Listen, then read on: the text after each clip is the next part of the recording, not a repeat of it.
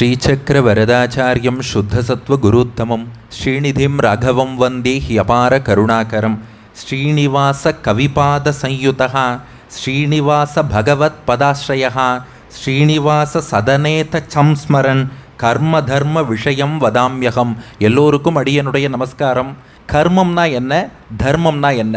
முதல்ல கர்மான்னு சொல்கிறோம் இல்லையா, அந்த கர்மம் என்றால் என்ன? ஒரு கதை சொல்லி ஆரம்பிக்கிறேன். உங்களுடைய மகள் எப்படி ஹவுஸ் சர்ஜனோ, அடியன் மெடிக்கல் காலேஜில் படித்து ஹவுஸ் சர்ஜனாக, CRRIன்னு சொல்லுவோம், அந்த ஹவுஸ் சர்ஜனாக இருந்த சமயம் அப்போது O&G ஆப்ஸ்டெட்டிக்ஸ் அண்ட் கைனகாலஜி அந்த டிபார்ட்மெண்ட்டில் எங்களுக்கு 2 மாதம் போஸ்டிங் போட்டிருந்தா. அப்போது கார்த்தால் ஈரோடு GHல் நாங்கள் ரவுண்ட்ஸ் போகணும், அந்த மெட்டர்னிட்டி வார்டு ரவுண்ட்ஸு. என் கூட இன்னொரு ஜூனியர் பையன் வந்தான், அவனுக்கு பெஞ்சமின்னு பேர். அடியனும் அந்த ஜூனியர் பெஞ்சமினும் 2 பேருமா ரவுண்ட்ஸ் போனோம்.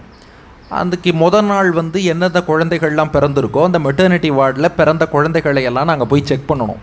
அன்றைக்கி முதல் நாள் பார்த்தா கவர்மெண்ட் ஹாஸ்பிட்டலில் 10 டெலிவரி ஆகிருக்கு. நாங்கள் போய் அந்த குழந்தைகளை பார்த்தோம். அதில் 8 குழந்தைகள் நல்ல ஆரோக்கியத்தோடு நார்மலாக இருந்தது. ஆனால் 2 குழந்தைகளுக்கு கன்ஜெனிட்டல் டிஃபார்மிட்டிஸ், பிறவி குறைபாடுகளோடு 2 குழந்தைகள் பிறந்திருந்தது. அப்போ நம்ம ஜூனியர் பெஞ்சமின் பக்கத்தில் இருந்தார். அவர் அடியன்ட்ட கேட்டார், என்ன சார் இது, இந்த மாதிரி குழந்தைங்க பிறக்கும் போதே இப்படி வியாதியோடு பிறந்துருத்தே, கன்ஜெனிட்டல் ப்ராப்ளம், பிறவி குறைபாடுன்னு சொல்கிறாளே, இது நினச்சாலே கஷ்டமாக இருக்குது. அவர் ஒரு லாஜிக் சொன்னார். ஒரு மனுஷன் வாழறான், வாழும்போது 1-2 தப்பு பண்ணுறான், அதனால் ஒரு வியாதி வந்ததுன்னா பரவாயில்ல, பிறக்கும்போதே வியாதின்னு சொன்னால் எவ்வளோ கஷ்டமாக இருக்குது. இப்போது வாழும்போது ஒருவருக்கு சில தவறான பழக்க வழக்கங்கள் இருக்குதுன்னு வச்சுக்கோங்களேன், அது ஒரு புகைப்பிடித்தலாக இருக்கட்டும், மது அருந்தலாக இருக்கட்டும், அதனால் பின்னாடி அவருக்கு லங் கேன்சர் வந்தது, லிவர் சிரோசிஸ் வந்ததுன்னா நீ உடம்பை சரியாக பார்த்துக்கல, அதனால் வியாதி வந்ததுன்னு சொல்லலாம். இல்லை ஒருத்தர் ரொம்ப டென்ஷன் ஆகிறார், அதனால BP, ஸ்ட்ரோக்கு, ஹார்ட் அட்டாக்னா நீ ஓவராக டென்ஷன் ஆன, மனசை நான் ஃப்ரீயாக வச்சுட்டு யோகா, மெடிடேஷன், நிம்மதியாக பெருமாளை தியானம் பண்ணிட்டு இருந்தால் இந்த ப்ராப்ளம் வந்திருக்காது, ஏதோ ஒன்று சொல்லலாம். ஆனால் இந்த குழந்தை என்ன சார் தப்பு பண்ணிது, இந்த வியாதி ஏன் சார் குழந்தைக்கு வரணும்னார். அடியன் சொன்னேன்ப்பா, இதெல்லாம் குரோமோசோமில் உள்ள ப்ராப்ளம், அவாவா மரபணுவிலேயே வரக்கூடிய ப்ராப்ளம் இது, அதை தானே ஜெனட்டிக் டிஸார்டர்னு சொல்கிறோம், இது மரபணுவிலேயே வந்துருத்தேன்னு. அவர் கேட்டார், இல்லை சார் மருத்துவ ரீதியாக அது சொல்கிறீங்க புரியுறது, இது ஆன்மீக ரீதியாக எப்படி விளக்குவதுன்னு கேட்டார். அதுக்கு சொன்ன ரொம்ப சிம்பிள், நாம் என்ன செய்கிறோமோ அதுதான் நமக்கு திரும்பி வரும். தீதும் நன்றும் பிறந்தரவாரா, நாம் என்ன செயல் செய்கிறோமோ வினை விதைத்தவன் வினை எடுப்பான், திணை விதைத்தவன் திணை எடுப்பான், அதன்படி வருதுன்னு புரிஞ்சுக்கோ என்ன. ஆனால் நம்ம ஜூனியர் பெஞ்சமின் விடலை. அவர் சொன்னார், சார் அதுவும் வயசானவங்களுக்கு சொன்னால் பரவாயில்ல, சின்ன வயசில் அவனுக்கு கெட்ட பழக்கம் உடம்புக்கு இல்லைனாலும் பிறருக்கு தீங்கிழைத்தான், பிறருக்கு துன்பம் செய்தான், அதன் விளைவு பின்னாடி வியாதி கஷ்டப்படுறான்னா சரி. சார் இந்த குழந்தை இப்போ தானே பிறந்திருக்கு, இந்த குழந்தை யாருக்கு என்ன தீங்கு செய்தது, இது ஆன்மீகத்தில் எப்படி விளக்குவீர்கள்? பிறந்த குழந்தை, கடவுளுக்கு கருணை இல்லையா? கடவுளுக்கு கொஞ்சம் கூட கருணை இல்லையா? இப்போ தான் ஒரு குழந்தை பிறந்திருக்கு, அந்த பிறந்த குழந்தைக்கு ஒரு குறைபாடுங்கிறது வருதே. பெஞ்சமின் சொன்னார், அவர் வேறு மதத்தை சேர்ந்தவராக இருந்தாலும் அவர் சொல்கிறார், நானும் கடவுளை நம்புகிறேன் சார், கடவுள் இருக்காருன்னு நம்புகிறேன், கடவுளுக்கு கருணை உண்டுன்னு நம்புகிறேன், கடவுள் போடக்கூடிய கணக்கு தப்பாது என்பதையும் நான் நம்புகிறேன். அப்போ கடவுளும் இருக்கார், அவருக்கு கருணையும் இருக்குது, அவர் கணக்கும் தப்பாதுன்னா ஒரு பாவமும் அறியாத இந்த குழந்தை 2 பேருக்கு ஏன் பிறவி குறைபாடை தர வேண்டும், ஏன் கொடுத்தார்? அதுதான் நம்ம உபன்யாசத்தின் முதல் பாதி, கர்மா. இதுக்கு உலகத்திலே வேறு எந்த மதத்திலையும் ஆன்சர் கிடையாது. சனாதன தர்மம், வேத தர்மத்தில் மட்டும்தான் ஆன்சர் இருக்குது. ஏன்னா வேறு யாரும் மறுபிறவி என்ற கான்செப்டை ஒத்துக்கலை. இப்போ மறுபிறவியை ஒத்துக்கலைன்னா என்ன ப்ராப்ளம்னா, அப்போ ஒரு குழந்தை பிறக்கும் போதே பிறவி குறைபாடோடு பிறக்கிறதே, அப்போ நீ கடவுளை ஒத்துக்கொள்கிறாய், கடவுளுக்கு கருணை உண்டுங்கிற, அந்த கடவுள் தப்பு பண்ணாதான் தண்டிப்பாருங்கிற, அப்போ பிறந்த குழந்தைய அந்த கடவுள் ஏன் தண்டிக்கணும்? ஆனால் நாம் மட்டும்தான் இதுக்கு ஆன்சர் சொல்கிறோம். என்ன காரணம்னா, இது ஒரு பிறவி மட்டும் இல்லை, பல முன் ஜென்மங்கள் என்பது இருக்கின்றன. இதற்கு முன்னாடி பல ஜென்மங்கள் எடுத்திருக்கோம். இப்போ அந்த குழந்தை பிறந்திருக்குன்னா இந்த பிறவியில் இது வரைக்கும் தப்பு பண்ணலை, ஆனால் முன் ஜென்மங்கள் நிறையா எடுத்திருக்கு, அங்கே ஏதாவது தப்பு பண்ணியிருக்கோம், அந்த தவறுக்கு தண்டனையாகத்தான் இந்த பிறவியில் பிறக்கும் போதே ஒரு பிறவி குறைபாட்டை பகவான் கொடுத்திருக்கிறான். அப்போ இந்த ஆன்சர் எதுனா அதுதான் கர்மா தியரி. இதைத்தான் முன் ஜென்மம் நம்ம சொல்லி கொண்டு இருக்கிறோம். பல பிறவிகள் எடுத்திருக்கிறோம், அதில் எத்தனையோ நல்லது கெட்டது பண்ணியிருக்கோம். ஏற்கனவே என்னென்ன நல்லது கெட்டது பண்ணுறோமோ அதன் பலனை அனுபவிக்கும் விதமாகத்தான் அடுத்தடுத்த பிறவிகள் நமக்கு அமைகின்றன. நல்லது செஞ்சால் இந்த பிறவியில் இன்பம் கிடைக்கிறது, கெட்டது செஞ்சால் அடுத்த பிறவியில் துன்பம் கிடைக்கிறது அப்படின்னு சொன்னேன். அந்த பெஞ்சமின் ஒத்துண்டார், சார் இது கன்வின்சிங்கான ஆன்சராக இருக்குது. ஏன்னா நீ மறுபிறவியை மட்டும் ஒத்துக்கலைன்னா ஏன் ஒரு குழந்தைக்கு பாதிப்பு வருதுங்கிறத எக்ஸ்பிளைன் பண்ண முடியாது. ஏன் இன்றைக்கி உலகத்தில் பார்க்குறோம், நல்லது செய்கிறவர்கள் கூட ஒரு சில நேரத்தில் கஷ்டப்படுறா, கெட்டது செய்கிறவாள்லாம் நல்லா வாழ்ந்ததாக பார்க்குறோம். இதுக்கு ஆன்சர் சொல்லுன்னு கேட்டால் வேறு யாராலும் ஆன்சர் சொல்ல முடியாது. ஆனால் கர்மா தியரியில் பதில் இருக்குது. அவன் இந்த பிறவியில் சில தீமைகள் செஞ்சுருந்தாலும் முன்பு பல பிறவியில் நிறையா புண்ணியம் பண்ணியிருக்கான், அதன் பலன் இப்போ வாழறான். இப்போ கெட்டது பண்ணுறானா இதன் பலனை பின்னாடி அனுபவிச்சிருவான். அதுபோல் நல்லது செய்கிறவர் கஷ்டப்படுறாருன்னா இல்லை, முன்பிறவியில் ஏதாவது பாபம் பண்ணியிருப்பார், அதன் விளைவு இப்போ கஷ்டப்பட்டுருக்கார், தப்பு இல்லை, இப்போ நல்லவராக வாழ்ந்துட்டாரோ இல்லையோ, எப்படியும் பின்னாடி ஒரு நாள் அவர் நிச்சயமாக நல்வாழ்வு பெறுவார் என்று நாம் நம்பிக்கை இழக்க வேண்டாம். அப்போ இதுக்கு ஆன்சர் சொல்லக்கூடிய தியரி கர்மா தியரி. இன்னும் நமக்கு புரியிறாப்புல சொல்லணும்னா இந்த வச்சனம் எல்லாரும் கேட்டிருப்பேள், நல்லவங்களை ஆண்டவன் சோதிப்பான் ஆனால் கைவிட மாட்டான், கெட்டவங்களுக்கு ஆண்டவன் நிறைய கொடுப்பான் ஆனால் கைவிட்டுடுவான்.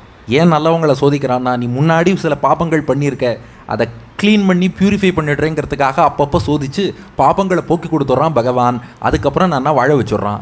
கெட்டவங்களுக்கு நிறைய கொடுக்குறான், எதுக்குன்னா இவன் கொஞ்சம் புண்ணியம் பண்ணியிருக்கான், அந்த அக்கௌண்ட்டை முதல்ல கிளியர் பண்ணி விட்ருவோன்னு சொல்லி அவன் புண்ணியத்தெல்லாம் காலி பண்ணிவிட்டு அதுக்கப்புறம் அவனுக்கு கொடுக்க வேண்டிய தண்டனையை பகவான் கொடுத்துட்றான். இதன் விளக்கம் தான் கர்மா.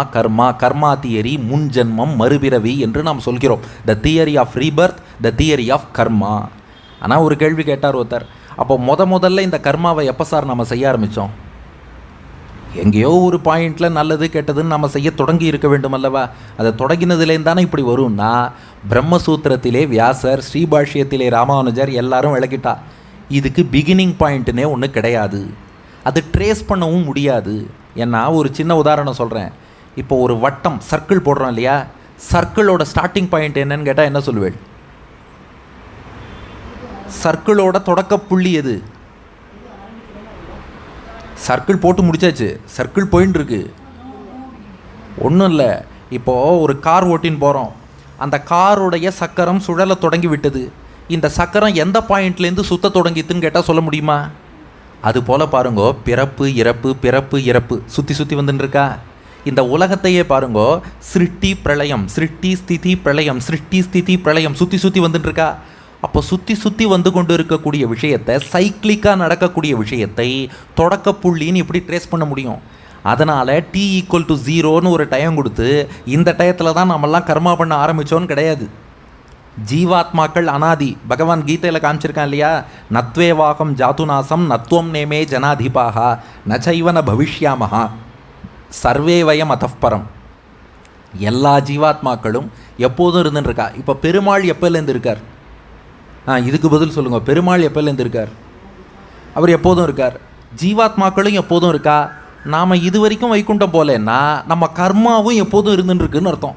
அப்போது கர்மாவுக்கு எண்ட் பாயிண்ட்டு தான் உண்டே ஒழிய பிகினிங் பாயிண்ட்டுங்கிறது நம்மளால் ட்ரேஸ் பண்ண முடியாது. நிறைய பேர் என்ன பண்ணுறா, இதோட பிகினிங் பாயிண்ட்டை ட்ரேஸ் பண்ணுறேன்னு சொல்லிட்டு போயின்னு இருக்கா. அது ஒன்றால் முடியாது. இது ரொம்ப அழகாக ரகசியத்திரை சாரத்தில் சுவாமி தேசிகன்னு விளக்கிட்டார். கர்மாவோட பிகினிங்கை ட்ரேஸ் பண்ணுறேன்னு சில பேர் ஆரம்பித்தான்னா அது ஒன்றால் பண்ண முடியாது. ஒரே ஒரு காரியம் பண்ணு, இப்போ சரணாகதி பண்ணி கர்மாவுக்கு முற்றுப்புள்ளி வச்சுட்டு வைகுண்டம் போயிட்டா புரியாத கேள்விக்கெல்லாம் ஆன்சர் அங்கே போனால் புரிஞ்சிரும்பான்ட்டார். அதாவது நிறைய பேருக்கு ப்ராப்ளமே என்னென்னா, ஆன்மீகத்துக்கு வரணுன்னாலே சரி எனக்கு அந்த டவுட் இருக்குது, அதை கிளியர் பண்ணிவிட்டு அப்புறம் வந்துடுறேன், இந்த டவுட் கிளியர் பண்ணிவிட்டு வரேங்கிறா. எல்லா டவுட்டும் இங்கே இருக்கிற வரைக்கும் கிளியர் ஆகாது. முதல்ல கர்மாலேருந்து வெளியில் வந்துட்டு அதுக்கப்புறம் வேணால் ஸ்டார்டிங் பாயிண்ட் எங்கே இருக்குது இதெல்லாம் பற்றி சிந்திக்கலாம்.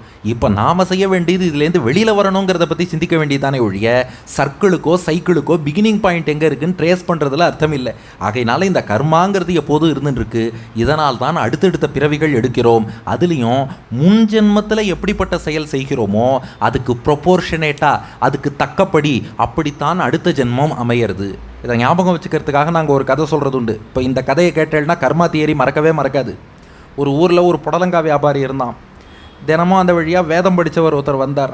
இவன் என்ன பண்ணால், வேதம் படித்தவாளுக்கு தானம் பண்ணா புண்ணியம்ட்டு டெய்லி ஒரு புடலங்காய் அவருக்கு தானமாக கொடுத்தான். அவரும் அந்த புடலங்காயை வாங்கிட்டு போய் புடலங்காய் கூட்டோ கரமுதோ பண்ணி சாப்பிட்டார். இப்படி ஒரு நாளைக்கு ஒரு புடலங்கான்னு தினந்தோறும் ஒரு வேதம் படித்தவருக்கு தானம் பண்ணான். அடுத்த ஜென்மத்தில் பார்த்தா அவன் பெரிய சக்கரவர்த்தி ராஜாவாக போய் பிறந்துட்டான். அந்த ராஜாவுக்கு வாழ்க்கையில் குறையே இல்லை, பெரிய செல்வந்தனாக இருக்கான். அவன் ஒரு ஜோசியக்காரர்கிட்ட போனான். நான் ரொம்ப சௌக்கியமாக இருக்கேன் இந்த ஜென்மத்தில், இதற்கான காரணம் என்னன்னு என் ஜாதகத்தை பார்த்து ஆராய்ச்சி பண்ணி சொல்லுங்கோன்னா. ஜோசியர் எல்லாம் பார்த்துட்டு சொன்னார்ப்பா, போன ஜென்மத்தில் நீ ஒரு புடலங்காய் வியாபாரியாக கும்பகோணம் மார்க்கெட்டில் இருந்த, தினந்தோறும் ஒரு வேதம் படித்தவருக்கு ஒரு புடலங்கான்னு தானம் பண்ணேன், அதன் விளைவு தான் சக்கரவர்த்தி ஆகிட்டேன். அப்படியா? நேராக அரண்மனைக்கு திரும்பி வந்தான். ஏய், மார்க்கெட்டில் இருக்க மொத்த புடலங்காயும் வாங்குங்கடா, ஊரில் இருக்க மொத்த வேதம் படித்தவாளையும் வர சொல்லு. ஒரு நாளைக்கு ஒரு வேதம் படித்தவருக்கு ஒரு புடலங்காய் கொடுத்தாலே சக்கரவர்த்தி யாரேன்னா பல நாளைக்கு பல வேதம் படித்தவாளுக்கு பல புடலங்காயாக தானம் பண்ணுறேன்னு சொல்லி அதுக்கப்புறம் ஊரில் யாரும் புடலங்காயே வாங்க முடியலை. ஹோல்சேலாக அரண்மனையிலேயே புடலங்காய் வாங்கிட்டு போய் ஒரே புடலங்காய் தானம் அரண்மனையில் நடந்துகிட்டே இருக்குது. பார்த்தா ராஜா செத்து போயிட்டான். அடுத்த ஜென்மத்தில் பிறக்கிறான். கோயம்பேடு மார்க்கெட்டில் ஹோல்சேல் புடலங்காய் வியாபாரியாக வந்து பிறந்தானோ. அந்த ஜென்மத்தில் அப்புறம் ஒரு ஜோசியர்கிட்ட போனான். ஜோசியர்கிட்ட போய் கேட்டான், இந்த மாதிரி நான் புடலங்காய் வியாபாரியாக இருக்கிறேன், என்னுடைய முன் ஜென்மத்தை பற்றி ஆராய்ச்சி பண்ணி சொல்லுங்க. அவர் சொன்னார், முதல்ல நீ கும்பகோணத்தில் புடலங்காய் வியாபாரியாக இருந்த, ஒரு வேதம் படித்தவருக்கு ஒரு புடலங்கான்னு தினந்தோறும் தானம் பண்ண சக்கரவர்த்தி ஆகிட்ட. அப்புறம் பல வேதம் படித்தவாளுக்கு பல புடலங்கான்னு பல நாள் தானம் பண்ண, அதனால் ஹோல்சேல் புடலங்காய் வியாபாரி ஆகிட்ட. அவன் கேட்டான், ஒரு நாளைக்கு ஒரு புடலங்காய் தானம் பண்ணாலே சக்கரவர்த்தி யாரேன்னா பல பேருக்கு பல புடலங்காய் தானம் பண்ணதுக்கு நான் இன்னும் பெரிய தேவேந்திரனாகவே ஆயிருக்கணுமேன்னா. அவர் சொன்னார், பாருப்பா, நீ ஒரு புடலங்காய் வியாபாரியாக இருக்கும்போது அந்த லெவலுக்கு ஒரு நாளைக்கு ஒரு புடலங்காய் தானம் பண்ணுறன்னா அது வசதியான தானம். மன்னன் ஆனதுக்கப்புறம் தங்கம் வைரம் வெள்ளின்னு கொடுக்காம அப்பயும் உன் புத்தி அந்த புடலங்காயிலேயே போச்சுன்னா நீ ஹோல்சேல் புடலங்காய் வியாபாரியாக தான் போகிறப்ப. அப்போ நாம் எந்த எண்ணத்தோடு எந்த செயல் புரிகிறோமோ அவ்வளோதான். இப்போ கர்மா தியரி புரிஞ்சுடுதா? ஒரு புடலங்காய் வியாபாரியாக இருக்கும்போது ஒரு புடலங்காய் கொடுத்தான், சக்கரவர்த்தி ஆகிட்டான். சக்கரவர்த்தி ஆனப்புறமும் புடலங்காயே கொடுத்தான், ஹோல்சேல் புடலங்காய் வியாபாரி ஆகிட்டான். இதுதான் கர்மா தியரி. அதனால் ஒரு கேள்வி கேட்குறா, மரணத்துக்கு பின் நம்மோடு வருபவர் யார்?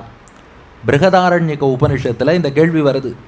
ஒருத்தன் இறந்து போயிடுறான், செத்து போனவனுக்கு கூட வரக்கூடிய துணை யார்? இந்த உடம்பு கூட வருமா? வராது. காலம் முழுக்க இவன் என்ன நினச்சிட்டு இருக்கான், இந்த உடம்புக்காகத்தான் வாழ்கிறோம், இதில் பைசெப்ஸும் சிக்ஸ் பேக்ஸும் வந்துருத்துன்னா அதுதான் வாழ்வின் லட்சியம்ங்கிறான். ஆனால் பைசெப்ஸ் சிக்ஸ் பேக்ஸ் எதுவுமே போன அப்புறம் கூட வராது. 2, சொந்தக்காரா உறவினர்கள் யாராவது போன அப்புறம் கூட வருவாளா? வீடு வரை உறவு, வீதி வரை மனைவி, காடு வரை பிள்ளை, கடைசி வரைக்கும் யாரும் வரதில்லை. சரி, சொத்து செல்வம் அவ்வளோ சேர்த்து வச்சானே, ஏதாவது கொஞ்சம் கையில் கொண்டு போக முடியுமா? நான் போகும்போது இப்போ ஒரு 100 ரூபா பணமாவது கொடுறா, கையில் கொண்டு போகிறேன்னா அதை கூட கொடுக்க மாட்டான். கையில் ஏதாவது நகை போட்டிருந்தாலும் அதையும் உருவிண்டு தான் விடுவானே ஒழிய எதையும் கையில் கொண்டு போக முடியாது. போட்டுருக்க நகையே நமக்கு சொந்தமாக இருக்காது. அப்போது உடம்பு கூட வரப்போகிறதில்ல, சொந்தக்காரா நண்பர்கள் கூட வரப்போகிறதில்ல, சம்பாதிச்ச பணமோ காசோ கூட வரப்போகிறதில்ல. நீ சம்பாதிச்ச பாப புண்ணியம் மட்டும்தான் கூட வரும். நல்லது பண்ணாலும் சரி, கெட்டது பண்ணாலும் சரி, அந்த கர்மாங்கிறது நீ நம்பறியோ நம்பலையோ, God doesn't need the sanction of our belief to run the universe. நீ நம்பணும்னு பகவான் எதிர்பார்க்க போகிறதில்ல. ஆனால் நம்பினாலும் நம்பாவிட்டாலும், உணர்ந்தாலும் உணராவிட்டாலும், நாம் நல்லதோ கெட்டதோ என்ன வினைகள் செய்கிறோமோ அந்த பாப புண்ணியங்கள் மட்டும், இது அடியன் சொல்லலை, பிருகதாரண்யக உபனிஷத் சொல்கிறது, தௌஹ யதூச்சது கர்மஹைவ ததூச்சது கர்மஹைவ தத் பிரசங்சது புண்ணியோ வை புண்ணியேன கர்மணா பவதி பாப பாப்பேன இதி. நீ புண்ணியம் பண்ணால் அடுத்த ஜென்மம் நன்னா அமையும், பாப்பம் பண்ணால் அதற்கேற்றபடி அமையும். சரிப்பா, இந்த கர்மாவுக்கெல்லாம் அளவே கிடையாதான்னா அது எண்ணி பார்க்க முடியாத அளவுக்கு இருக்கான். எப்படி அதோட காலத்தையும் நம்மளால் ட்ரேஸ் பண்ண முடியாதுன்னு சொன்னோம் இல்லையா? அதுபோல் கர்மாவின் அளவு இவ்வளவுங்கிறதையும் மெஷர் பண்ணவே முடியாது. அப்போ இந்த ஸ்வர்க்கம் நரக்கம்னு போகிறாளே, அந்த ஸ்வர்க்கம் நரக்கம் எல்லாம் என்னென்னா அதுக்கும் ஆச்சாரியர்கள் சுவையாக விளக்கம் கொடுக்குறா. இப்போ எப்படின்னா, ஒருத்தன் குட்டி புண்ணியம் பண்ணியிருக்கான்னு வச்சுக்கோங்க, இது ஸ்ரீபாஷ்யத்தில் ராமானுஜர் விளக்கினது. குட்டி புண்ணியம் பண்ணியிருக்கான்னு வச்சுக்கோங்களேன், அதுக்கு பெருமாள் எப்படி பலன் கொடுத்துருவாராம்? அவனுக்கு ஒரு நல்ல கனவு கொடுத்துருவாராம். கனவுல அவன் பணக்காரன் ஆகிற மாதிரி ஒரு காட்சியை கொடுத்துருவார். அப்படியே கனவுல ஆஹா பெரிய பணக்காரன் ஆகிட்டேனே, எவ்வளோ காரு எவ்வளோ பங்களா எல்லாம் நினச்சி கனவுல சந்தோஷப்பட்டிருப்பான். முடிச்சுட்டு பார்த்தா அதே குடிசை வீட்டில் தான் இருப்பான். என்னடா இது நல்ல கனவு வந்ததுன்னா, ஏதோ ஒரு குட்டி புண்ணியம் பண்ணியிருக்க, அதுக்கு பலன் கனவுல சந்தோஷமாக இருந்துட்டு போன்னு கொடுத்துட்டார். அதுபோல் குட்டி பாப்பம் பண்ணியிருப்பான், கனவில் ஒரு பாம்போ ஏதோ ஒன்று அதை பார்த்து பயப்படுற மாதிரி. சில பேர் கரப்பாம்பூச்சியை பார்த்து பயப்படுவா, சில பேர் பாம்பை பார்த்து பயப்படுவா. நீ எதை பார்த்து பயப்படுவியோ கனவில் ஒரு காட்சியை கொடுத்து அம்மா அப்படின்னு தகச்சு போய் முடிச்சுப்பான். என்னன்னு பார்த்தா கனவு. ஏன்டா இப்படி கனவு வந்ததுன்னா அதுக்கு பல ஜோசியர் பல காரணமெல்லாம் சொல்லிட்டு இருப்பா. ராமானுஜர் எழுதுகிறார் ஸ்ரீபாஷ்யத்தில், நீ ஏதோ குட்டி பாப்பம் மனசால ஒருத்தனுக்கு தீங்கு நினச்சிருப்ப, அதுக்கு தண்டனை உனக்கு கெட்ட கனவை கொடுத்து பகவான் முடிச்சுட்டான். சரி, ஓரளவு மீடியம் சைஸில் புண்ணியம் பண்ணியிருக்கான்னா அதற்கான பலனை அடுத்த ஜென்மத்தில் அப்படியே பகவான் கொடுத்துருவான். மீடியம் சைஸில் பாப்பம் பண்ணியிருந்தாலும் அதுக்கான தண்டனையை அடுத்த ஜென்மத்தில் பகவான் கொடுத்துருவான். ஆனால் இப்போ ஒரு பெரிய புண்ணியம் ஒருத்தர் பண்ணியிருக்காருனா அந்த குறிப்பிட்ட பெரிய புண்ணியம் இருக்குது பாருங்க, அதற்கான பலனை அனுபவிப்பதற்காக ஸ்வர்க்கத்துக்கு பகவான் அனுப்பி வைக்கிறான்.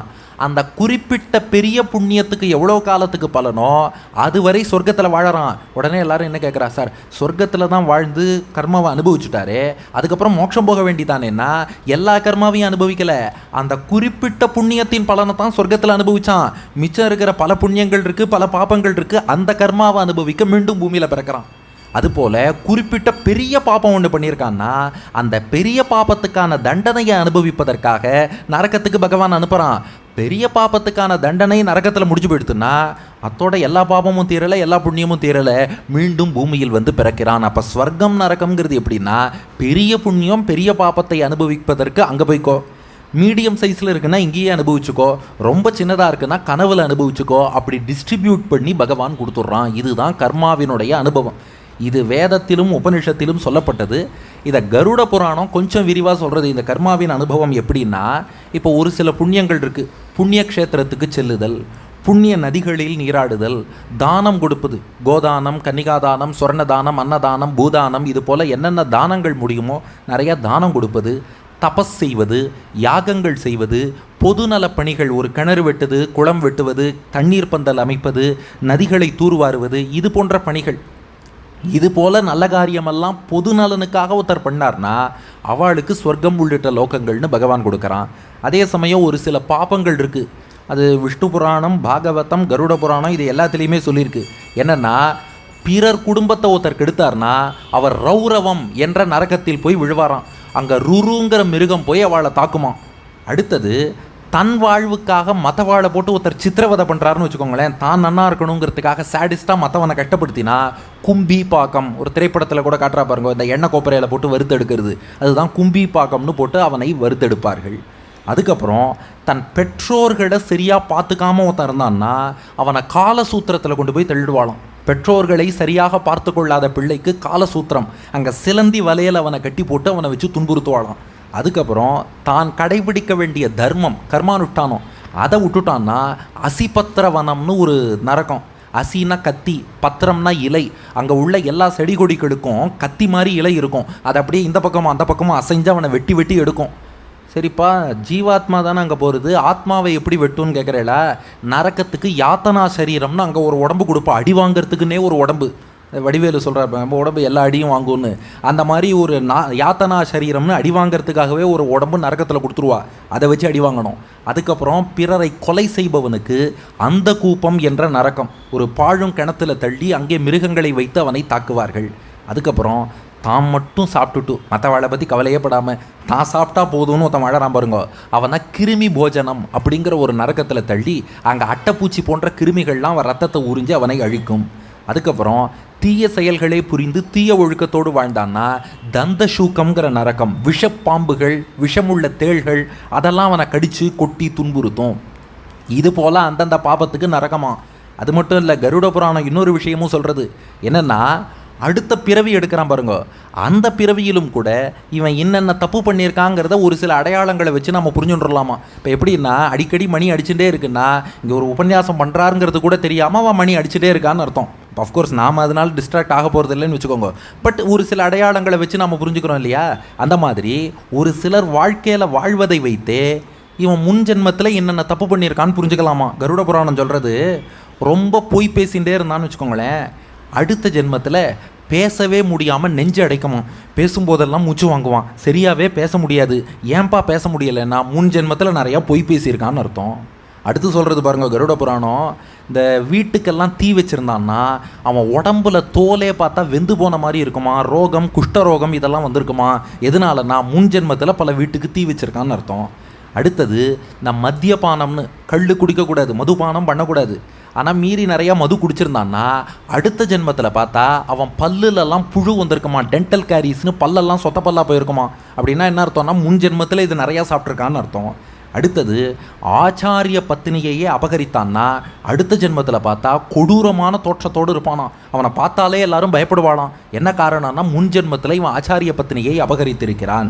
அடுத்தது, புரோகித தொழில் செய்ய வேண்டியவன் அந்த புரோகித தொழிலை தப்பான வழியில் பண்ணிட்டான்னா அடுத்த ஜென்மத்தில் பன்றியாக பிறப்பான். அடுத்தது, குளிக்காமல் பெருமாளுக்கு திருவாராதனம் பண்ணாமல் நேராக தான் சாப்பிட்டுட்டான்னா காக்கையாக பிறப்பானான். எப்போவுமே சாப்பிட்றதுக்கு முன்னாடி நாமும் நீராடணும், பெருமாளுக்கு நிவேதனம் பண்ணணும், அப்புறம் தான் சாப்பிட்ணும். தானும் நீராடாமல் பெருமாளுக்கும் சமர்ப்பிக்காமல் சாப்பிட்டான்னா அடுத்த ஜென்மத்தில் காகமாக பிறப்பான், யார் அந்த சோறு வைப்பான்னு சொல்லிட்டு தேடின்னு போயிட்டே இருக்கணும். அதுபோல் எல்லாரையும் மிரட்டின்ண்டே இருந்தான்னா, மிரட்டல் உருட்டல்னு எப்போ பார்த்தாலும் எல்லாரையும் மிரட்டுறவன் அடுத்த ஜென்மத்தில் பூனையாக பிறப்பானோ. உணவிலே கலப்படம் செய்பவன் எருதாக பிறப்பானோ. ஏன்னா சம்பாத்தியத்துக்காக தானே கலப்படம் பண்ணா. மாடா உழைன்னு சொல்லி வண்டி இழுக்கிற மாடா போய் பிறப்பானோ. காரணமே இல்லாமல் இன்னொருத்தன்ட்ட விரோதம் பாராட்டினா அடுத்த ஜென்மத்தில் குருடனாக பிறப்பானா. அப்போ இந்த அடையாளங்களை எல்லாம் கொண்டு முன் ஜென்மத்தில் இப்படியெல்லாம் தப்பு பண்ணியிருக்காங்கிறத நாம் புரிந்து கொள்ளலாம் என்று கருட புராணம் காட்டுகிறது. அப்போது நம்முடைய வாழ்க்கைங்கிறது யார் கையில் இருக்குன்னு நினச்சி பாருங்க. உன் வாழ்க்கை உன் கையில். அப்போ இந்த ஒரு ஜென்மா பகவான் நமக்கு கொடுத்துருக்கான். இப்போ மிருகங்கள் பறவைகளை பொறுத்த வரைக்கும் அதுக்கு இந்த கர்மா கிடையாது. ஏன்னா அதுக்கு டிஸ்கிரிஷன் கிடையாது. அதுக்கு நல்லது என்ன கெட்டது என்னன்னு தெரியாது. நமக்குத்தான் அந்த 6வது அறிவு பகவான் கொடுத்துருக்கான். அந்த ஞானம் இருந்தும் தப்பு பண்ணோம்னா அதுக்கப்புறம் கீழே கீழே இப்படியே போக வேண்டியதான். இதை வச்சு நல்லபடியாக பயன்படுத்தி நம்மை நாமே உயர்த்தி கொள்ள வேண்டும். அதனால் உன் வாழ்க்கை உன் கையில் சொல்லிட்டா என்ன கேள்வி கேட்பேள்? அப்போ கடவுளோட ரோல் என்னப்பா? If karma decides everything, what is the role of God? அப்போ பகவான் ஒருத்தர் எதுக்கு? நான் நல்லது பண்ணுறேன், நான் இப்போ இவ்வளோ நேரம் அதானே உபன்யாசம் பண்ணோம். இவ்வளோ ஆரம்பத்தில் பெஞ்சமின் கதையிலேருந்து ஆரம்பித்தோமா? அப்போலேருந்து என்ன பண்ணுறோம்? அப்போ பெருமாளாக ஒன்றும் கொடுக்கலப்பா, நீ தப்பு பண்ண அதனால் இப்படி ஆயிடுத்து. கடவுள் கருணை இல்லாதவரெலாம் கிடையாது. நீ தப்பு பண்ண அனுபவிக்கிற, நீ நல்லது பண்ண வாழற. அப்போ கடவுள்னு ஒருத்தர் எதுக்கு? ஏன்னா இது நிறைய பேருக்கு இந்த டவுட் இருக்குது. கர்மா தான் எல்லான்னு சொல்லிட்டா அப்போ கடவுள்னு ஒருத்தர் எதுக்கு?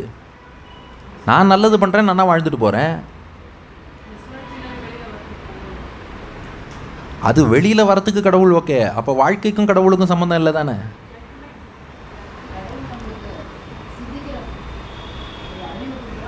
இது பகவத்கீதையில் கண்ணபிரான் 18ஆம் அத்தியாயத்தில் ஒரு பதில் சொல்கிறான். இந்த கர்மா நாம் மட்டும் பண்ணுறோன்னு நினச்சிட்டு இருக்கோமா? 5 பேர் சேர்ந்தாதான் ஒரு செயலை செய்ய முடியுமா? நாம் மட்டும் தனியாக எந்த செயலும் செய்ய முடியாது. 5 பேர் வேணுமா? கீதை ஸ்லோகம். அதிஷ்டானம் ததா கர்த்தா கரணம் ச பிருதக் விதம் விவிதாச்ச பிருதக் சேஷ்டா தெய்வம் சைவாத்திர பஞ்சமம். ஒன்று ஜீவாத்மான்னு ஒருத்தன் வேணும் செய்யறதுக்கு, கர்த்தா டூவர். அந்த ஆக்ஷன் பண்ணக்கூடிய ஜீவாத்மாங்கிற அந்த டூயர் ஒருத்தன் வேணும், அவனுக்கு கர்த்தான்னு பேர். ஆனால் வெறும் ஜீவாத்மாவால் செயல்பட முடியுமா? ஒரு உடம்பு வேணும் அவனுக்கு. அதனால் 2வது ஏஜென்ட் உடம்பு. 3வது அது வெறும் உடம்பாக இருந்தால் போதாது, மூச்சு பிராணம் ஓடின்னு இருக்கணும். பிராணம் போயிட்டு வெறும் உடம்பாக இருந்ததுன்னா வேலை செய்யாது. அதனால் பிராணன் வேண்டும். 4 பிராணன் இருந்தால் மட்டும் போதாது, அந்த ஆர்கன்ஸ் உடலில் உள்ள உறுப்புகள்லாம் செயல்படணும். கை கால் செயலிழந்து போச்சுன்னா செயல்பட முடியாது. அப்போ நாக்கோ கை காலோ இந்த அவயவங்கள் செயல்பட வேண்டும். 5வது தெய்வம், பகவானுடைய அனுகிரகமும் வேண்டும். அப்போ ஜீவாத்மா அவன் செயல்படுவதற்கு ஒரு சரீரம், அந்த உடல் இயங்குவதற்கு மூச்சுக்காற்று, அந்த செயலை எக்ஸிக்யூட் பண்ணுறதுக்கான அவயவங்கள், ஆர்கன்ஸ், உறுப்புகள், அதற்கு மேலே தெய்வம். இந்த 5 சேர்ந்தால் தான் ஒரு செயலை செய்ய முடியும். அப்போ நாம் மட்டும் செய்யலை, பகவானும் சேர்ந்து தான் செய்கிறான். அப்போ ஒரு கேள்வி கேட்டார், அப்போ தப்புக்கு தண்டனை மட்டும் நாம் மட்டும் போய் நரகத்தில் வாங்கிக்கணும், பெருமாள் வாங்க மாட்டாரா?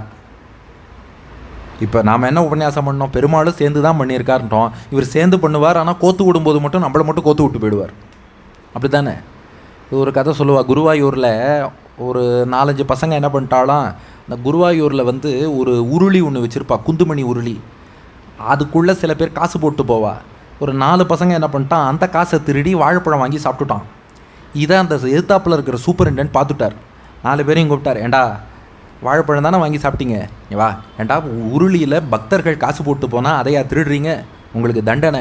ஒரு 10 தடவை குருவாயூரப்பன் ஸ்ரீகோவிலில் பிரதட்சணமாக வாங்குவோன்னார். 10 தடவை பிரதட்சணம் போகிறான். பார்த்தா பின்னாடி இன்னொரு புதுசாக ஒரு 5வது பையனும் போயிட்டு இருந்தான். சூப்பரிண்டென்ட் பார்த்துட்டு அவனை கூப்பிட்டாருங்க, வா. அந்த 4 பேரும் பழத்தை திருடினான்னு அவனை சுத்த சொன்னேன், நீ எதுக்குடா கோவிலை சுற்றுற? அப்போ இல்லை, எனக்கும் பங்கு கொடுத்துருக்கான் அப்படின்னு அந்த பையன். உனக்கு என்னடா பங்கு கொடுத்தான்? இல்லை, நான் தான் குருவாயூரப்பன். அவன் என்ன பண்ணிட்டான், 4 பழம் கடையிலேருந்து வாங்கினான், ஒரு பழத்தை தூக்கி பக்கத்துலேயே இந்தா குருவாயூரப்பா உனக்குன்னு வச்சுட்டான். அப்போ திருட்டில் எனக்கும் பங்கு இருக்கோ இல்லையோ, நானும் சுற்றின்னு இருக்கேன், நான் தான் குருவாயூரப்பன். நான் அப்படி பெருமாளே சுற்றினாரான். அந்த மாதிரி நாம் தான் தப்பு பண்ணுறோன்னா இவருக்கும் கூட ரோல் இருக்கு இல்லையா?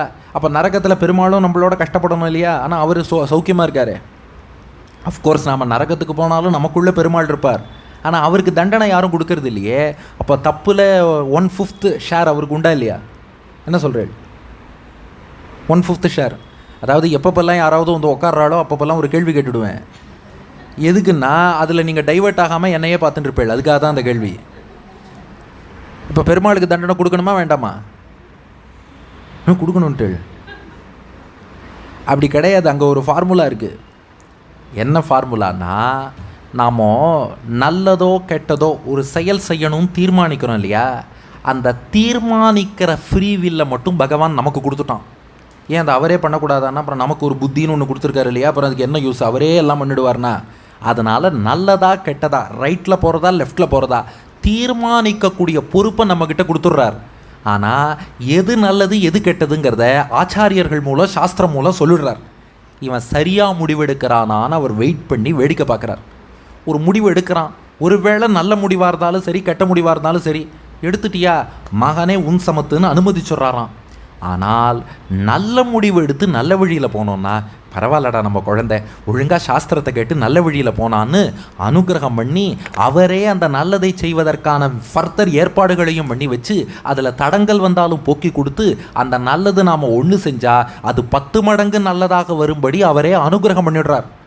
ஆனால் தப்பான பாதையில் போகிறதுன்னு முடிவு எடுத்துட்டாப்பா, நான் எவ்வளவோ சொல்லி பார்த்தேன் நீ கேட்கல, பண்ணிக்கோ அனுமதி கொடுக்குறார். மீன்ஸ் ஆஹா பண்ணிக்கோ, இல்லை வேறு வழியே இல்லை, ஐ கான்ட் ஹெல்ப் யூ, பண்ணிக்கோன்னு சொல்லி பண்ண வச்சுட்டு என்ன பண்ணுறாருனா, உள்ளு இருந்தபடி இவன் திருந்துவானான்னு பார்க்குறார். திருந்துறதா தெரியலைன்னா அந்த தப்புக்கான தண்டனையை கொடுத்து அடி வாங்க வச்சு அப்புறமாவது திருந்துவானான்னு பார்க்குறார். ஏன்னா ஒரு நல்ல ஆச்சாரியங்கிறவர் சிஷ்யனை தானே கைப்பிடிச்சே அழிச்சுன்னு போகக்கூடாது. எது வழின்னு காமிச்சுட்டு அவன் அந்த பாதையில் போக வைக்கணும். ஒருவேளை அடி வாங்கினாலும் சில பேர் பட்டு தான் திருந்துவா, மகனே உன் சமத்துன்னு தான் உடனே ஒழிய கடைசி வரைக்கும் கையை பிடிச்சே மேக்ஸ் டீச்சர் சம் போட்டுருந்தாருன்னா பையன் கடைசி வரைக்கும் சம் போட மாட்டான். அதனால் ஒரு நல்ல ஆசிரியருங்கிறவர் அடிக்க வேண்டிய நேரத்தில் அடிக்கணும், ரிவார்டு கொடுக்க வேண்டிய நேரத்தில் கொடுக்கணும். அதனால தான் என்ன பண்ணுறார், நல்ல பாதையில் போனோன்னா அவர் இன்னும் அனுகிரகம் பண்ணி அங்கே போக வைக்கிறார். கெட்ட பாதையில் போனோன்னா தண்டித்து திருந்துவோமான்னு பார்க்குறார், தானே திருந்துவோமான்னு பார்க்குறார், திருந்தலையா தண்டிக்கிறார். இதுதான் ரிவார்ட் பனிஷ்மெண்ட் ஃபார்முலா. ஞாபகம் வச்சுக்கணுன்னா கூகுள் மேப்ஸை ஞாபகம் வச்சுக்கோங்க. இந்த கூகுள் மேப்ஸ்னு எங்கேயா போகிறோன்னு வச்சுக்கோங்களேன், கூகுள் மேப்ஸ் போடுறோம், அது வலதுபுறம் திரும்புகன்னு சொல்லும், அதுவே வண்டியை திருப்பாது. வலதுபுறம் திரும்புகன்னு அது சொல்லிடுத்துன்னா ஒழுங்காக வலதுபுறம் திருப்ப வேண்டியது நம்ம டியூட்டி. நான் வலதுபுறம் திருப்பாமல் இடதுபுறம் தான் போவேன்னாலும் அப்போவும் கூகுள் மேப்ஸ் கோச்சிக்காது. வேடிக்கை பார்த்துட்டே என்ன பண்ணும், நீ இந்த பக்கம் போனாலும் வேறொரு ரூட் இருக்குன்னு கிடுகிடுன்னு இன்னொரு ரூட்டை பார்த்து இதுலேயாவது திரும்பி வான்னு சொல்லும். நம்மால் அதை விட கெட்டிக்காரன், அதுலேயும் திரும்ப மாட்டேன்னு நேராக போனால் அப்புறம் முட்டிச்சந்தில் போய் முட்டிக்க வேண்டியதான். அதனால் பெருமாள் கூகுள் மேப்ஸ் மாதிரி கைட் பண்ணுறார். அப்போ நாம் ட்ராவல் பண்ணுறோன்னா நமக்கு மட்டும் பங்கு இல்லை, நம்ம டிரைவருக்கு மட்டும் பங்கு இல்லை, காருக்கு மட்டும் பங்கு இல்லை, கூகுள் மேப்ஸுக்கும் பங்கு இருக்குது. ஆனால் கரெக்டாக போனோன்னா அதுக்கு கூகுள் மேப்ஸுக்கு தேங்க்ஸ் சொல்லலாம். நான் தப்பாக போயிட்டு கூகுள் மேப்ஸை குறை சொல்ல முடியுமா? முடியாது இல்லையா? அதுபோல தான் நல்லது நடந்தால் நான் சொல்லிக்க மாட்டோம், பெருமாள் அனுகிரகம்போம். ஏன்னா அவர் தான் வழிகாட்டி நல்லது பண்ண வச்சார். அதுக்காக கெட்டது நடந்ததுன்னா ஐயோ பெருமாள் தண்டிச்சுட்டாருன்னு சொல்லக்கூடாது. ஏன்னா கூகுள் மேப்ஸ் கரெக்டாக தான் காமிச்சது, நான் தான் அந்த ரூட்டில் போகல. இப்போ புரிஞ்சுதா? அதனால தான் வாழ்க்கையில் கெட்டது நடந்தால் பெருமாள் கஷ்டம் கொடுத்துட்டாருன்னு சொல்கிறது இல்லை பெரியோர்கள். ஐயோ ஏதோ பாபம் பண்ணிட்டேன் போல இருக்கும்பா. ஆனால் நல்லது நடந்தால் நான் எவ்வளோ பெரிய புண்ணியம் பண்ணியிருக்கேன்னு சொல்ல மாட்டா, அது பெருமாள் அனுகிரகம்பா. ஏன்னா நல்லது செய்கிறேன்னு நான் முடிவெடுத்தேன்னா நடத்திட்டு போகிறவன் பகவான். கெட்டதுன்னு நான் முடிவெடுத்துட்டேன்னா அது என்னோட தப்பான முடிவை ஒழிய அதுக்கு அவர் பொறுப்பாக மாட்டார். அப்போது நமக்கு ஒரு லிமிட்டெட் ஃப்ரீவில் பகவான் கொடுத்துட்டான், இதுக்குள்ளே செயல்பட்டுக்கோ. அந்த லிமிட்டெட் ஃப்ரீவில்ங்கிறது எப்படின்னா, ஒரு கம்பம் இருக்குது, ஒரு பெரிய மேய்ச்சல் நிலம், நடுவில் ஒரு கம்பம், அதில் பசுமாட்டை கட்டிடுறோம். அந்த பசுமாடு எவ்வளவு தூரத்துக்கு போகலான்னா அந்த கயத்தோட ரேடியஸ் அளவுக்கு போகலாம். அது எவ்வளோ சுற்றளவு வருமோ அது வரைக்கும், நல்லதோ கெட்டதோ, அது புல்லை மேயறதுனாலும் மேயலாம், அல்லது கெட்டது தப்பான வழியில் போகிறதுனாலும் போகலாம், எல்லாம் அந்த லிமிட்டுக்குள்ளே. அதுபோல் சொல்கிறா இல்லையா, என்னுடைய சுதந்திரம் என்பது அடுத்த மனிதனுடைய மூக்கு வரைங்கிறா. அதுபோல் எனக்குன்னு ஒரு ஃப்ரீவில் பகவான் கொடுத்துட்டான். ஆனால் அதுவும் அவன் கட்டுப்பாட்டுக்கு உட்பட்டு இருக்கிறது. அதற்குள்ளே என்ன டெசிஷன் எடுக்கிறேங்கிறது நம்ம கையில் கொடுத்துருக்கான். அந்த டெசிஷன் நாம் சரியாக எடுத்தோம்னா அவன் தான் அனுகிரகம் பண்ணி நற்செயல் செய்ய வைக்கிறான். தப்பு பண்ணோமா திருந்துவோமான்னு வழிகாட்டுகிறான். அதுக்கும் திருந்தலையா தண்டிச்சாவது திருப்பி இந்த பக்கம் கொண்டு வருகிறான். இது பகவானுடைய ரோல் நம்பர் 1. 2வது பங்கு ஒன்று இருக்குது. அது என்னென்னா, இந்த கடமை செய்கிறோமே, இந்த கர்மம்னு இவ்வளோ நேரம் சொன்னோமே, இதுக்கு பலன் தரவன் பகவான். இதையும் பிரம்மசூத்திரம் சொல்கிறது, பலம் அத உபபத்தேகே. ஸ்ரீபாஷ்யத்தில் ராமானுஜர் விளக்கிறார். நாம் செய்யக்கூடிய செயல்களுக்கெல்லாம் பலன் தருபவன் பகவான். அப்படியா? கடமையே தானே பலன் தந்துடாது? என்ன சொல்கிறேன்? நாம் செஞ்ச கடமையினால் ஒரு பலன் கிடைக்கிறதா, பகவான் கொடுக்குறாரா? ஒரு 2 உதாரணம் சொல்கிறேன். இப்போது கோவிலுக்கு போகிறோம், பெருமாளுக்கு அர்ச்சனை பண்ணுறோம். அர்ச்சனையே நம் பிரார்த்தனையை நிறைவேற்றிடுமா? நிறைவேற்றாது. அந்த அர்ச்சனைக்கு உகந்து பெருமாள் இவன் என்கிட்ட இந்த பிரார்த்தனை பண்ணி அர்ச்சனை பண்ணியிருக்கான், இவன் காரியம் நடக்கட்டும்னு அவர் முடிவெடுத்தால் தான் நடக்கும். அப்போ நாம் பண்ணுற செயல்ங்கிறது அர்ச்சனை மாதிரி, அது பெருமாளை ப்ளீஸ் பண்ணுறதுக்காக. ஆனால் பலன் எப்போ கிடைக்கும்னா அந்த பெருமாள் ப்ளீஸ் ஆனால் தான் கிடைக்கும். இன்னொரு உதாரணம் சொல்கிறேன். இப்போது லைட்டு போடணும், டியூப் லைட். அப்போ அதுக்காக ஒரு சுவிட்சை ஆன் பண்ணோம். சுவிட்சை ஆன் பண்ணாலும் டியூப் லைட் எரியலை. ஏன்? அது டியூப் லைட்டு, அதனால தான் எரியலைன்னு ஒருத்தர். ஏன் அப்படியே கிண்டல் பண்ணுறா இல்லையா? இன்றைக்கெல்லாம் யாரையாவது முட்டாளேன்னு திட்டணும்னா யூடியூப் அப்படின்றா. ஆமாம், யூடியூப்னா முட்டாள்னு அர்த்தம். யூன்னா நீ, டியூப் லேட் பிக்கப். சுவிட்சை போடுறேன் ஆனால் டியூப் லைட் எரியலை. என்ன காரணம்? கரண்ட் இல்லை. அப்போது நான் சுவிட்சை போட்டால் மட்டும் போகாது, அங்கே லைட் இருந்தால் மட்டும் போதாது, கரண்ட்டுன்னு 3வது ஏஜென்ட் வேணும். அதுபோல் நான் கர்மா பண்ணால் மட்டும் பலன் வந்துடாது, நானும் கர்மா செயல் மட்டும் போதாது, 3வது ஏஜென்ட் பகவான்னு ஒருத்தன் இருக்கான், அவன் பலன் கொடுத்தால்தான் கிடைக்கும். அதனால தான் விவசாயி பாவம் வயலில் கஷ்டப்பட்டு வேலை பார்க்குறார். எவ்வளவோ கஷ்டப்பட்டு வேலை செஞ்சாலும் அவருக்கு எதிர்பார்த்த அறுவடை வரல. என்னப்பா காரணம்னு கேட்டால் என்ன சொல்கிறா? இல்லைப்பா மழை பெய்யலை, ஏதோ ஒரு காரணம், அது தடைப்பட்டு போய்டுறது. அதுபோல் ஒரு பையன் ரொம்ப நன்னா படிக்கிறான், நல்ல மார்க் வரும்னு எதிர்பார்க்குறோம், கடைசியில் அவனுக்கு வரல. இன்னொருத்தன் கொஞ்சம் சுமாராக படிச்சுட்டு ப்ளூ பிரிண்ட்டை பார்த்து படிச்சுன்னு போனால் அவன் நல்ல மார்க் வாங்கிட்டாங்கிறோம். அப்போ நாம் செய்யக்கூடிய செயல் மட்டும் பலன் கொடுத்துடாது, பகவான் தான் கொடுக்குறான். சரி, அவர் எப்படி ரேண்டமாக கொடுத்துருவாரான்னா அப்படி கொடுக்க மாட்டார். நம் செயலுக்கு தக்கபடி தான் கொடுப்பார். ஆனால் வெறும் செயல் மட்டும் இல்லை, நம்ம மனோபாவத்தை பார்ப்பாராம். நம் மனசுக்கு தக்கபடி பகவான் பலன் கொடுப்பான். ஒருவன் மனது 9 அதில் ஒளிந்து கிடப்பது 80. உருவத்தை பார்ப்பவன் மனிதனடா, அதில் உள்ளத்தை காண்பவன் இறைவனடா. பகவான் என்ன பண்ணுறான்? வெறும்னா இவன் இந்த கர்மம் இந்த செயல் செஞ்சான் அதை வச்சு மட்டும் பலன் கொடுத்துட மாட்டான். அவன் எந்த மைண்ட் செட்டோட பண்ணான், மனோபாவம் எந்த மனோபாவத்தில் பண்ணாங்கிறத பார்ப்பான். அதை பேஸ் பண்ணி தான் பகவான் கொடுப்பானா. ஒரு சின்ன உதாரணம் சொல்கிறேன்.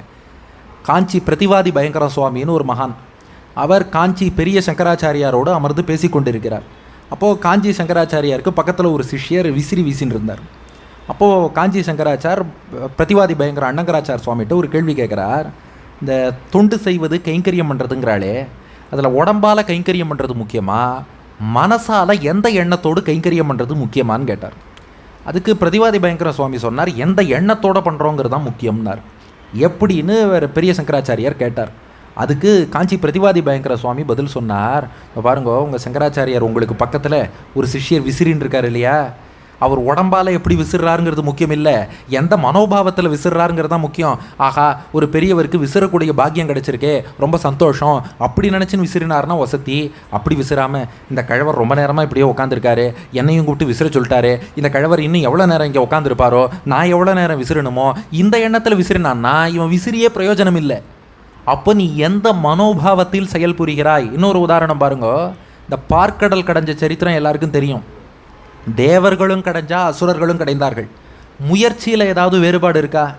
தேவர்கள் ஒரு பக்கம் பாம்பை பிடிச்சுண்டா, அசுரர்கள் இன்னொரு பக்கம் பாம்பை பிடிச்சுண்டா, 2 பேரும் சேர்ந்து தான் கடைந்தார்கள். ஆனால் அமுதம் யாருக்கு கிடைச்சிது? தேவர்களுக்கு. அசுரர்களும் அதே எஃபர்ட் தானே போட்டான், ஏன் அமிர்தம் கிடைக்கல? இதுக்கு சுகபிரம்மம் விளக்கம் சொல்கிறார். இது பாகவத ஸ்லோகம். ஏவம் சுராசுரகண சமதேசகால ஹேத்வர்த்த கர்ம மதயோபி பலே விகல்பாக. ஒரே இடத்தில் ஒரே நேரத்தில் ஒரே காரணத்துக்காக ஒரே விருப்பத்தோடு ஒரே செயலை ஒரே எண்ணத்தோடு தான் செய்தார்கள். ஆனால் தேவர்களுக்கு அமுதம் கிடைச்சது, அசுரர்களுக்கு கிடைக்கல. என்னப்பா காரணம்னு கேட்டோம். தத்ராமிருதம் சுரகண பலமஞ்ச சாப்புகு யத்பாத பங்கஜரஜ ஸ்ரயணான்ன தைத்தியாக. தேவர்கள் நல்லெண்ணத்தோடு பெருமாள் திருவடியை பணிந்து செய்தார்கள், அவளுக்கு கிடைச்சுடுத்து.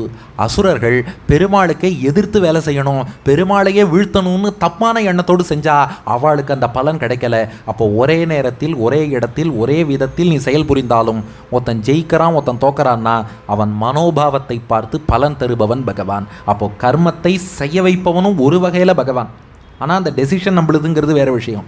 2 பலன் தருபவன் பகவான். இன்னும் சிம்பிளாக சொல்லணும்னா, ஆஃபீஸில் சேலரி வாங்குகிறோமா, சேலரி யார் கொடுக்குறா? உங்கள் பாஸா உங்கள் வேலையா? ஏதாவது ஒன்று தான் சொல்லணும். யார் சம்பளம் கொடுக்குறா? உங்கள் வேலையா உங்கள் பாஸா? பாஸ் தான் சம்பளம் கொடுக்குறார். ஆனால் அவர் கொடுக்கும்போது உங்கள் வேலையை பொறுத்து கொடுக்குறார்.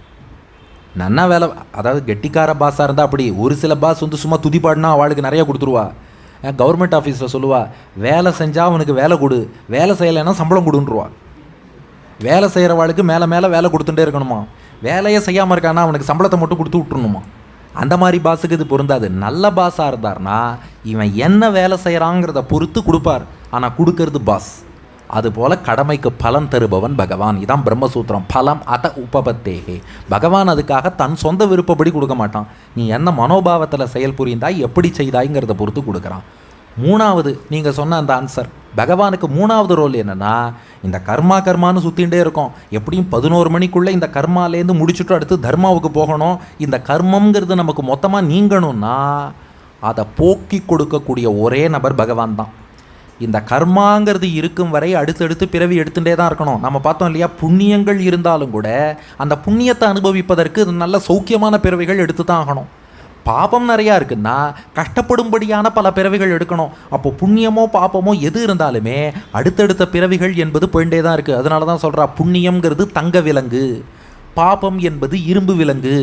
எது தங்கத்தில் போட்டாலும் இரும்பில் போட்டாலும் உன்னை விலங்கு போட்டு கட்டி தான் வச்சுருக்கான். அப்போ ஒருத்தர் கேட்டார், அப்போ புண்ணியமே பண்ணக்கூடாதா?